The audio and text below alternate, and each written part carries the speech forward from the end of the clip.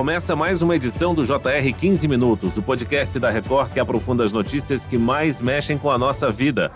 A Autoridade Nacional de Proteção de Dados abriu um inquérito sobre o possível tratamento irregular de dados de crianças e adolescentes pelo TikTok no Brasil. O número de crianças e adolescentes conectados à internet, principalmente às redes sociais, tem crescido de forma alarmante a cada ano. De acordo com a pesquisa T-Kids Online Brasil 2023, 88% das crianças e adolescentes entre 9 e 17 anos no Brasil têm perfis em plataformas digitais. Embora a era digital ofereça inúmeras oportunidades de aprendizado, ela também expõe esse público a uma série de riscos. Recentemente, a Autoridade Nacional de Proteção de Dados anunciou a abertura de um inquérito para investigar o TikTok por suspeita de violação de dados de menores de idade no país. Esse caso levanta questões importantes sobre a segurança digital e a proteção de dados de crianças e adolescentes no ambiente online. Quais são os principais riscos que as crianças enfrentam ao navegar na internet? De que forma os dados pessoais podem ser coletados sem o conhecimento dos responsáveis? Como as plataformas podem garantir proteção a esse público? Para entender melhor esse cenário, convidamos a presidente da Comissão de Defesa dos Direitos da Criança e do Adolescente da Ordem dos Advogados do Brasil, Seção São Paulo, Isabela Henriques. Seja bem-vinda, doutora. Muito obrigada, é um prazer enorme falar com vocês, com a sua audiência. Quem nos acompanha nessa entrevista é o Clébio Cavagnoli, repórter da Record em Brasília. Clébio, o governo brasileiro abriu um processo contra o TikTok e acusa a rede social de falhas em proteção de dados, é isso mesmo? Olá, Fara. Oi, doutora Isabela. Exatamente, viu? A Autoridade Nacional de Proteção de Dados abriu um inquérito sobre o possível tratamento irregular de dados de crianças e adolescentes pelo TikTok aqui no Brasil. O órgão vinculado ao Ministério da Justiça e Segurança Pública identificou indícios de violações à Lei Geral de Proteção de Dados e determinou a desativação, em até 10 dias, do acesso sem cadastro prévio à página principal do TikTok. A rede social também deverá apresentar um plano para aprimorar os mecanismos de verificação de idade em até 20 dias. Essa medida foi tomada para assegurar que crianças e adolescentes não usem a plataforma sem cadastro e sem passar pelos filtros de idade. A nossa produção não conseguiu contato com os representantes da plataforma aqui no Brasil. Doutora Isabela, a cada dia mais crianças e adolescentes têm acesso à internet e às redes sociais. Quais são os principais riscos legais e de segurança para esse público aqui no ambiente digital? Os perigos que existem, dado os riscos que estão colocados, eles são inúmeros, né? Existem os riscos relacionados ao contato com pessoas mal intencionadas, existem os riscos de conduta, as próprias crianças terem condutas inadequadas, os riscos de contrato, que podem levar a situações de exploração comercial, e aí a gente tem riscos com gradações diferentes, né? Então a gente tem desde cyberbullying,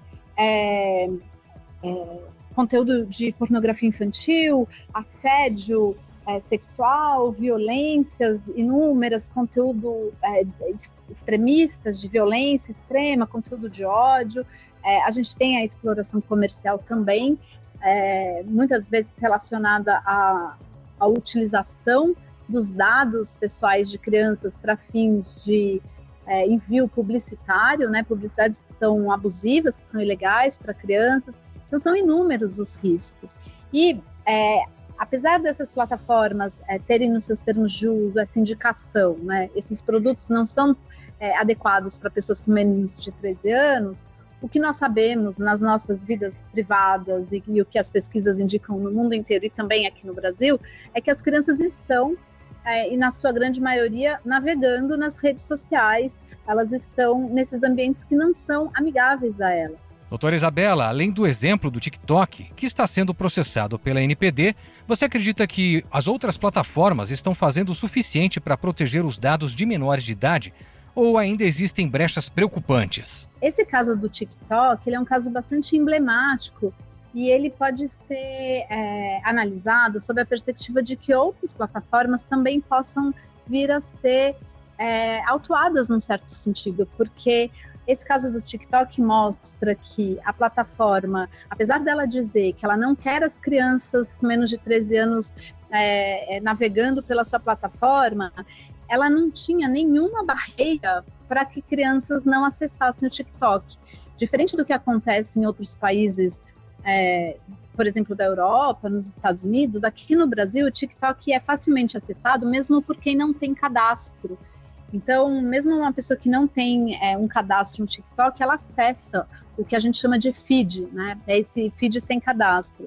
Doutora Isabela, muitas redes sociais estabelecem idade mínima para a criação e filtram por idade o acesso a determinados conteúdos. Mesmo assim, um estudo do Reino Unido revelou que muitas crianças utilizam idades falsas. Que tipo de risco essas crianças correm? De fato, isso acontece.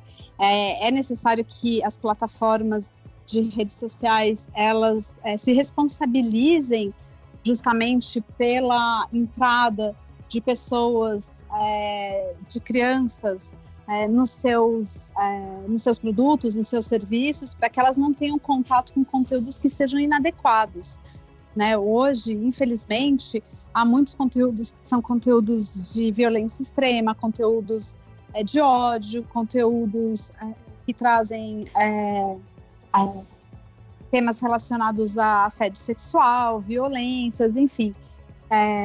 Então, é fundamental que as empresas sejam responsabilizadas no sentido de que elas criem medidas e salvaguardas para que isso não aconteça, para que conteúdos que são ilegais não estejam circulando de uma forma ampla, que haja medidas de mitigação para que esses conteúdos não circulem e para que as crianças sejam efetivamente protegidas na prática, né? Então, isso passa também, obviamente, por mais educação, mais formação das famílias, das próprias crianças, educação para as mídias, mas passa por também pela fiscalização do poder público, dos órgãos competentes e pela própria responsabilização das empresas, em garantir que, uma vez que as crianças conseguem adentrar seus espaços e usufruir seus produtos e serviços, que esses espaços sejam amigáveis, que eles sejam sensíveis às necessidades e às peculiaridades de crianças que estão num processo biopsicossocial de desenvolvimento e que precisam de um cuidado especial, de uma atenção maior e de uma maior proteção. Doutora, além das plataformas, os pais também são responsáveis por esse conteúdo acessado por uma criança. É preciso deixar claro o papel de cada um nesse processo? É fundamental. A gente tem um artigo na Constituição Federal, o artigo 227, que ele diz que são responsáveis por garantir os direitos fundamentais de crianças e adolescentes as famílias, a sociedade, ou seja, as empresas e o Estado. Então, cada ente desses tem a sua parte e a sua responsabilidade na garantia e na consecução de todos os direitos fundamentais de crianças e adolescentes. E o que esse artigo traz de muito importante, além dessa responsabilidade compartilhada, é justamente o fato que ele diz que esse cuidado, esse dever, ele deve ser garantido com absoluta prioridade, ou seja, em primeiro lugar. Então, isso tem que estar no topo das preocupações de todos esses entes. Doutora Isabela, quais são as implicações legais para as empresas que não cumprem as regras de proteção de dados pessoais de menores, como previsto pelo Marco Civil da Internet e pela Lei Geral de Proteção de Dados, né, a LGPD?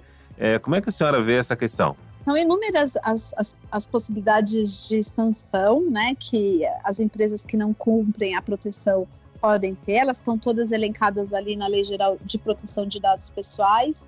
Agora, sem dúvida nenhuma, como nesse caso do TikTok, algo que que merece ser aplaudido nessa decisão da ANPD, é justamente uma decisão que vem na direção de trazer uma obrigação de fazer, né? Ou seja, a decisão traz a obrigação para que o TikTok, num prazo determinado ali pela decisão de 10 dias, ele deixe de permitir o feed sem cadastro, né? Ou seja, a entrada na plataforma sem o cadastro, e também dá 20 dias para a empresa apresentar o seu plano de conformidade, ou seja, dá uma chance para a empresa adequar o seu produto, o seu serviço, para que ele esteja em conformidade com a legislação, para que todas as questões que estão colocadas ali relacionadas à proteção de dados, elas sejam corrigidas e que a empresa, então, passe a estar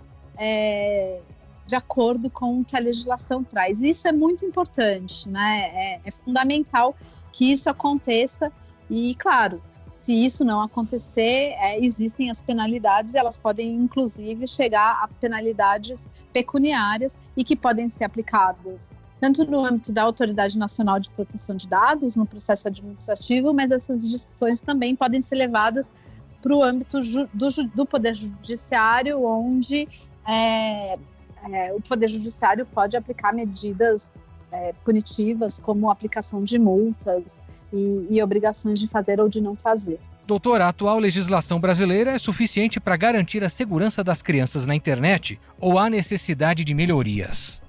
Nós temos hoje um arcabouço normativo bastante robusto em termos de proteção de crianças e adolescentes de uma maneira ampla, né, para assuntos variados, que parte do artigo 227 da Constituição Federal, depois a gente tem o Estatuto da Criança e do Adolescente, o Marco Legal da Primeira Infância. O Brasil é um país signatário da Convenção sobre os Direitos da Criança, isso faz com que a gente também deva aplicar o Comentário Geral número 25 da ONU sobre direitos da criança no ambiente digital. E esse ano nós tivemos a publicação pelo Conselho Nacional dos Direitos da Criança, o CONANDA, da resolução número 245 de 2024, que é justamente sobre direitos da criança no ambiente digital. Estou falando tudo isso para dizer o quê? Que nós, de fato, temos já bastante normativas sobre direitos de crianças, inclusive algumas específicas em relação ao ambiente digital. Contudo, nós ainda não temos uma norma específica regulando as plataformas de redes sociais. No caso da investigação da NPD, quais são as possíveis consequências legais para o TikTok, se for comprovada, não é, a violação de dados de menores de idade, doutora?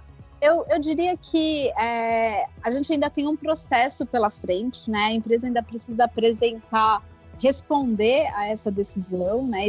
Nesses prazos que está colocado, né? Então, acho que a gente precisa aguardar para entender como que isso vai se dar. E as sanções são as sanções que estão previstas na Lei Geral de Proteção de Dados, que a autoridade tem competência para aplicar. A Coreia do Sul multou a Meta, a empresa responsável pelo WhatsApp, Facebook e Instagram, em pouco mais de 90 milhões de reais por coletar, sem consentimento, informações sensíveis de quase 1 milhão de usuários e compartilhá-las com anunciantes. Doutora Isabela, outras nações também enfrentam desafios semelhantes em relação à proteção de dados pessoais? Sem dúvida. Como a gente tem a disseminação das redes sociais em praticamente todo o planeta, e com usuários em diferentes países de um mesmo produto, é muito importante que a gente acompanhe o que tem acontecido nos diferentes países e que a gente acompanhe as decisões. Os países da Europa e o próprio continente europeu está bastante avançado em termos de regulação, em termos de fiscalização e também na aplicação, no enforcement dessas novas regulações em relação à proteção de dados.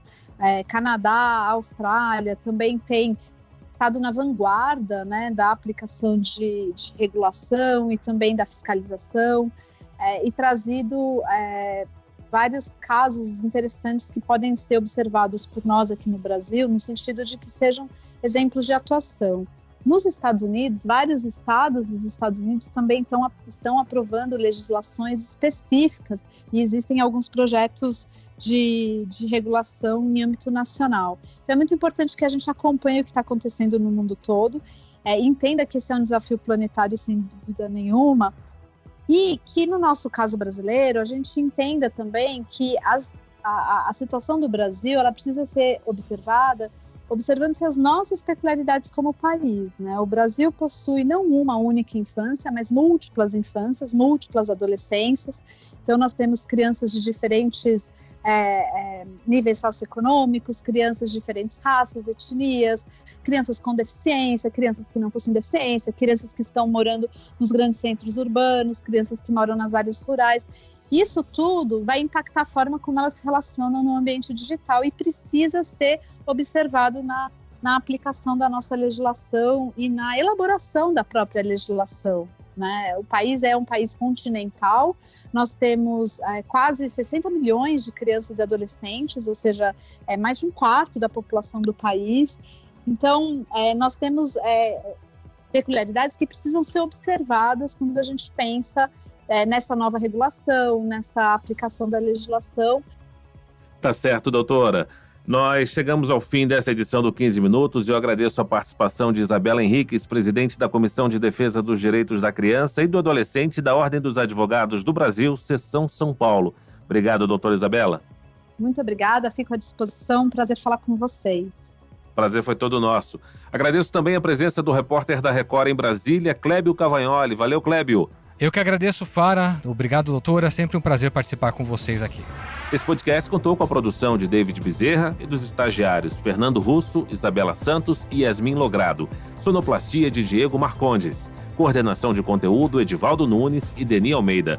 Direção editorial Tiago Contreira. Vice-presidente de jornalismo Antônio Guerreiro. Você pode acompanhar o JR 15 Minutos no portal r7.com, nas redes sociais do Jornal da Record e nas principais plataformas de streaming. Te aguardamos no próximo episódio. Até lá.